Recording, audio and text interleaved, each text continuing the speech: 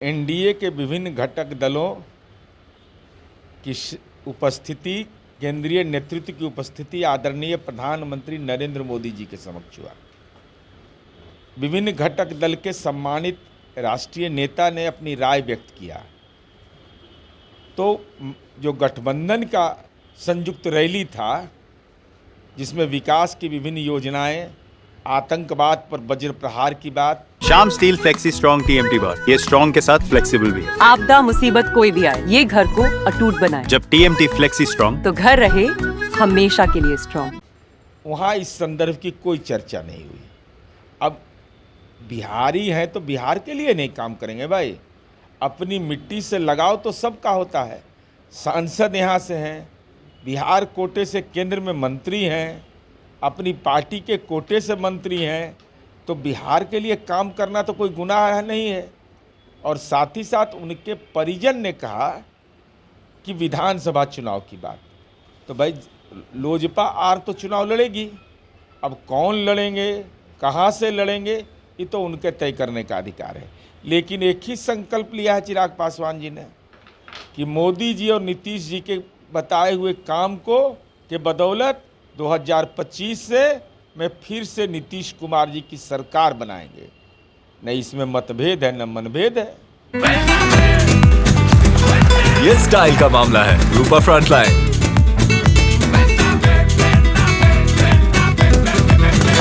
नीतीश कुमार जी हिम्मत वाले राजनेता हैं। 2012 के मैं पटना के गांधी मैदान में कहा कि अगर बिजली में सुधार नहीं करेंगे तो वोट मांगने नहीं जाएंगे। यह नैतिक बल वाला नेता ही कह सकता है। 7 निश्चय पार्ट 2 में तेजस्वी यादव हमारे फॉलोअर थे। लीडर तो हम हैं भाई, फॉलोअर तो फॉलो कर रहे थे ही। इसी बीच में ही राजनीति का व्यवसाय इन लोगों ने शुरू कर दिया।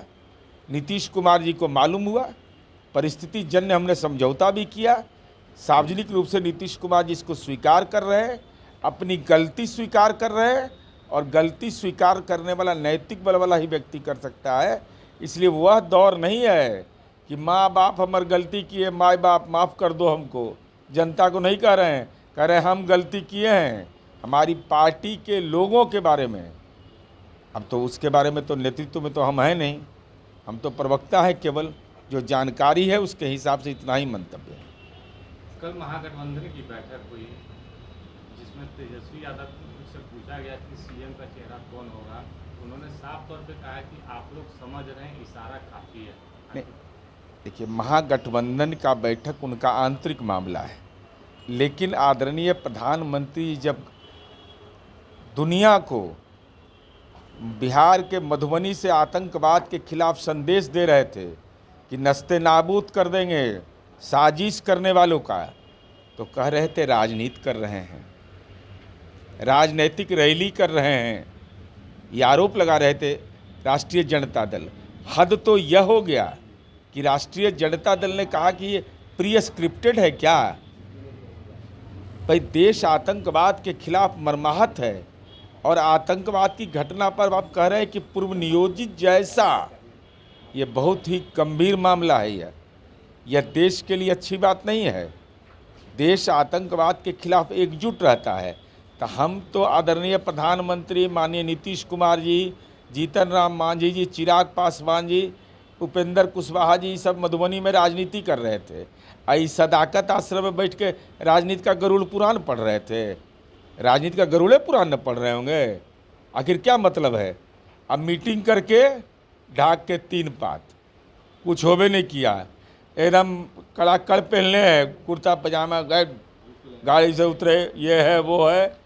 अब पता चला कि कमेटी दर कमेटी बन रहा है, लेकिन कमेटी को मैं राज्य का मुख्यमंत्री का उम्मीदवार, अरे उम्मीदवार है ना बनना है 3-4 महीना के लिए, बनना तो है नहीं।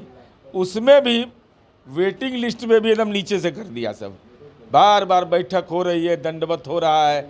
अब लालू जी बेचारे बीमार पड़ गए, आईसीयू में चले गए, तो तेजस्वी यादव की तो कोई राजनीति का औकात है नहीं, ये भी राजनीति के आईसीयू में चले गए।